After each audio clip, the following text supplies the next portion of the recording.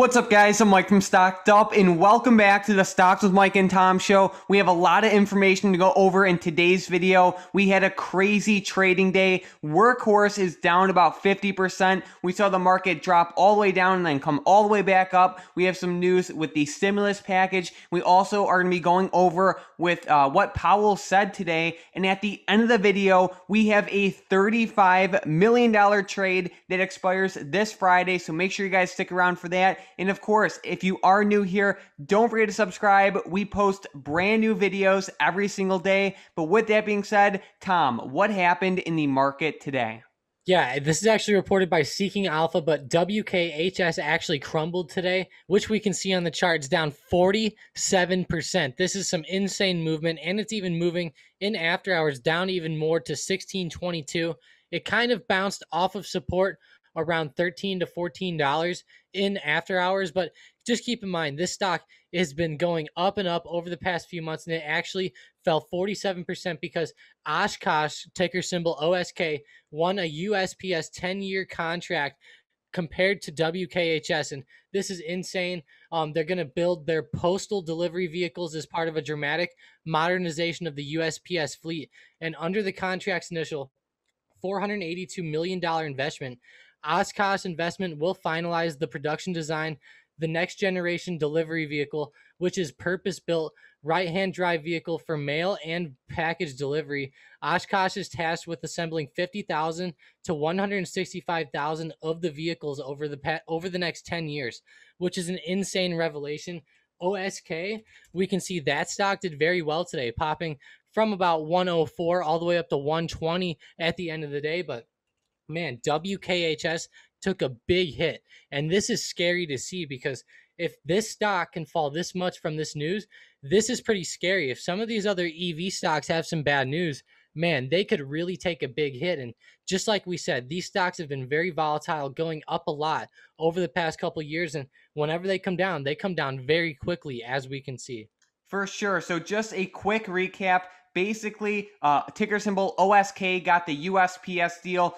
Everyone was kind of expecting Workhorse to get a deal from USPS, but they did not. And obviously, like Tom said, their stock is down around 50% today. So I'm sure a lot of people are wondering, all right, it's down 50%, but does that mean it's going to fall more? Should I buy for the long term? Should I buy some puts? You know, what's the move? And I think we should really talk about this, Tom. So I see that they do have earnings coming up, but this is a pretty bad catalyst.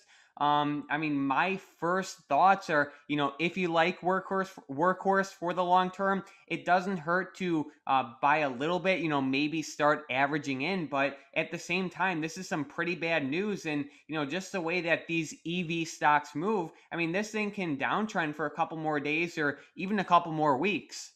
Yeah, I definitely would not be surprised if it started to downtrend over the next couple of days. And man, I'm not saying it's going to break lows of $12, but I would not be surprised if it stayed between $12 and $16 over the next few days. And man, I really like the support here on the candlestick on July 20th of last year.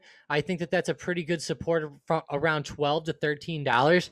Hopefully it can hold that. Man, that was a big drop today, 47%. It's a pretty bad thing whenever you don't get a contract that you're expecting. You know, a lot of this move might have been because of that expectation that that contract would happen. And you can see this is what happens whenever, you know, things don't go right with these companies. But the good thing is that hopefully Workhorse can hold this out in the longer term. But, you know, like you said, it might be a good time to sell some puts on this as it's going down, or it might be a good time to just pick up some shares for the longer term. But definitely don't go all in right now. Only go in like a quarter of your intended position. I mean, this is an insane drop today. If it falls below like $12, I'd be actually very worried about Workhorse over the next few days and the next few months, because if it starts to go down towards $5, it's going to just pretty much fall to where it began. Yeah, so it's definitely a tricky situation. It's risky, but cash secured puts can be a pretty good move to take advantage of high options pricing. But also, if you like the stock for the long term, you might be able to get a pretty solid deal. So if we give everyone an example here, let's say we go out to the March 19th expiration. Right now, the lowest strike price available is $15. So there's probably going to be some more strikes added this week. But, you know, you can sell that 15 strike put put, and you could get about $300 for that. So if you do get assigned, one, you're going to keep that $300 premium, but also it'll essentially lower your cost basis from $15 all the way down to $12 for this specific put. And just a reminder, a cash secured put is when you sell the put. It's not when you buy the put, just as a quick reminder. But yeah, it's definitely an interesting situation. So Tom, do you have any last minute thoughts on this one? Yeah, I mean, on the intraday, on the 1 minute chart, we don't have a lot of data yet. It's only been happening for a couple of hours now since this deal actually happened. And you can see it actually fell from like 28 all the way down to 12 here. And then in after hours, it's hovering around $15 to $16. So just watch out for it tomorrow. I would say if it falls below 14, it could definitely retest 1250. If it falls below 1250, who knows how low this can go tomorrow. But I think it's definitely a good thing to be watching out for. Gotcha. And then what's the news with Powell? Yeah, Powell actually, he said that inflation is still soft and that the Fed is committed to their current policy, which that's what he's been pretty much reiterating every single time he's been talking over the past few weeks. And he's still going to talk tomorrow at 10 a.m. Eastern time, but he says that inflation is soft and the Fed is still committed. And he said that the pandemic has left a significant imprint on inflation, is in his own words, and it's a price pressure that's not a threat right now. He told the Senate banking committee. So he pretty much he didn't really highlight too much stuff. I don't think that he affected the market in a very large way. You can see that the market did end up retesting highs at the end of the day. Early in the day, the market was down pretty significantly, and people thought the market might really start to go down. And on the daily chart, it actually pulled back pretty significantly, bounced off the 380 support on the SPY, that is, and just started really heading back up towards those highs again. And man, if it starts to go up from here, I mean, I don't know. I guess we're going to retest highs, but I would kind of expect it to still pull back a little bit more. I mean, for sure. Look at Tesla today. I mean, this thing hit lows of around, what is it, $619, and now it's all the way back up to 700. We had a lot of downward selling or downwards momentum this morning. So it's definitely been a pretty interesting day. And then, Tom, do you have any news with that stimulus deal? Yeah, the stimulus deal might have been what helped the market go up here towards the end of the day, but CNBC reports that President Joe Biden's $1.9 trillion stimulus package advanced out of the House Budget Committee on Monday and is virtually set for a House vote later this week. If passed by the House, the bill will proceed to the Senate, where some of the bill's largest provisions, such as the $15 minimum wage, could be cut or could be cut down or something like that. Changes can still happen in the bill, is pretty much what they're saying. And if that does happen, that could change the outlook on the bill a little bit. But just keep in mind, if the bill gets passed, that should help the markets, but maybe it won't. Who knows what's going to happen? Weird things have been going on in the markets this year, but lately, if the stuff has been getting passed, it definitely helps the market, and that could be what helped the market kind of go up at the end of the day today. But just keep in mind, there's been a lot of downward sentiment in the market, and it could have just been a little pop back up at the end. For sure. Well, let's get right into our Discord member of the day and then the momentum plays. With today's Discord member of the day, we have Michelle F. So huge shout out to Michelle for always asking great questions and just being a great asset to the Discord community. We really appreciate it, Michelle. And now let's get right into the momentum plays for tomorrow. We are looking at the first one, MGM. So this stock had a pretty solid day today, up about 5.5%. Yeah, after the Super Bowl, MGM has been breaking all-time highs, which is good to see out of them, but go ahead and make them break $40 tomorrow, which will be another all-time high. Sounds good. With the next one, we have Visa, which also had a pretty good day. Yeah, make them pop above 214. All right, and with the next one, we have Facebook, also to the upside. Yeah, with this one, they actually just came right between my range again, but make them pop above 267.50. And if they break above that, watch for a resistance around 270. Awesome. So now let's get right into the $35 million trade for this week. We are looking at the Tesla $600 puts that expire this Friday, February 26th. So looking at Tesla, it bounced all the way down to $619 today and came all the way back up to around $700. It's sitting at around $704 in after hours right now. And these puts are over $100 out of the money. They are weeklies. I'm going to have to say that they're shorting these puts. To me, it really looks like cash secured puts. And I think it kind of makes sense too. Tesla has been one of those stocks that just been are they're very strong, right? And a lot of people like them. They have a lot of hype behind them. Tesla's doing pretty well this year, and a lot of people might see this as a good opportunity to possibly dip buy Tesla. Yeah, and at lows today, Tesla was down around 30%. They did bounce off of the 100 SMA on the daily chart. And I really like how on the 15-minute chart, they're consolidating on the 100 SMA as well. Hopefully, they can break above this tomorrow and kind of start to recover, especially with that bounce off of the 100 on the daily chart. I would kind of expect them to have a green day tomorrow, but there is a pretty good resistance here around $700 that we can see that there was in the past. So if it does recover, and it ends up passing above that level, like let's just say it passes above 714 tomorrow, then I think it could be a pretty good play to the upside. And I would think that they're shorting these puts, trying to pick up Tesla at 600 a share. Awesome. So now with our questions from the previous episode, we have Daryl saying everyone is sleeping on Overstock. So OSTK, this stock went from $2.50 all the way up to $128 last year. This thing obviously has been doing amazing this past year, and right now it's sitting right around $90. What are you thinking? Yeah, I'm getting a little bit worried here about it having lower highs here on the daily chart. But other than that, hopefully it can kind of recover off that $80 support, like you said. It doesn't look like too bad of a play, but just keep in mind a lot of stocks fell pretty significantly today, and they could still fall at least in the shorter term. I'm not sure I would go in right now. If anything, I would just pick up shares for the longer term or just go ahead and maybe sell a put or two. It just depends on what, how big my account was and stuff. But I would say that, the $80 support does look pretty decent. Yeah, and then they do have earnings soon. So overall, it looks like it'll be a fine long term hold, but I definitely don't like that lower heights forming in the short term. With the next question, we have Sean talking about RKT. Tom, what's going on there?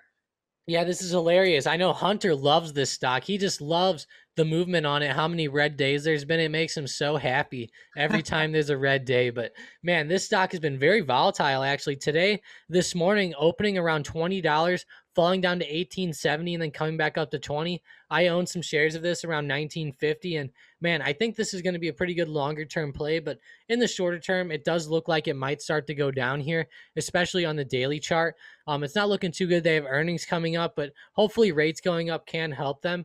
I will say that in the shorter term, like I said, it looks like they might go down though. Yeah, they dropped below 19 intraday, but they came back up, which is a pretty good sign. And then they also have earnings coming up. And if we look at their daily chart, they've consistently bounced off, what is this $19.50 level. So I think it looks pretty decent, but it's just the short term movement has been horrible for you guys, I mean, it's just like bouncing back and forth, back and forth. Yeah, and even whenever it was up here, it went up to like $25 to $26 here in pre-market on what day is this? Let me see. January 27th, but that was pretty good movement. But the thing was that was all pretty much pre-market, and if you're not awake or something, then you just can't sell there. There was really no good opportunities to sell up there at the highs unless you were going to sell around 23 or 24, but I'm just going to hold it for the longer term, and if it keeps going down, I don't think I'm going to pick up any more shares on this. This is a fairly risky stock, so you definitely don't want to overload on a stock like this, just in case it does go down. You know what I mean? Yep, for sure. With the next question, we have Debbie saying, can you please take a look at CLSK? So she said it's been a roller coaster. It went from about $2 all the way up to $42 in the past year, and now it's coming all the way back down to around 26. I don't know. I mean, it's bouncing off this 24 support, which is good. If it could hold that, I'd like that. But if it can't hold that support, I think that's going to be a pretty bearish signal. What do you think?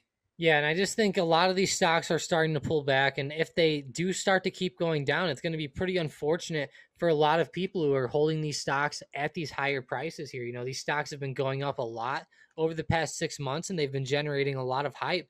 And if they really start to come down, that'll be pretty unfortunate. But, I would think about, if you have shares anyways, I would definitely think about cutting if they break the lows here around 21 or $20.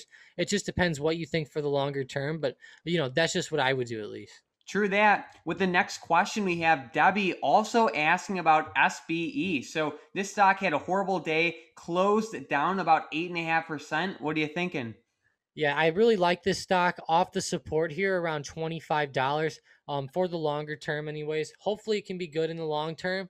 In the short term, this is just what happens, guys. These stocks get a little overextended and then they fall pretty significantly. You know, they're down only 8%, but intraday they were down a lot more. Like Mike pointed out, from open to close today, they fell about, let's see, at the very lows around 21%. That's pretty insane. You know, anything above 20% on a drop is pretty significant. And like we pointed out earlier, there was another stock that did a drop 47%, which was Workhorse off that terrible news. And it just seems like a lot of these stocks are dropping anyways, you know, let alone the news. Maybe that just was compounded with Workhorse, but it's just a pullback in all these stocks that are going up. And this is just what we say, guys. Whenever these stocks have a lot of hype behind them, you have to be careful buying these stocks at highs, because whenever they drop, they go down out of nowhere, and it's always unexpected because all you see is articles about them being good and articles about them going up. But then the thing is that they go flat and then they go down, and that's just what happens in the market. Things go up, and things go down. So just expect it in the longer run.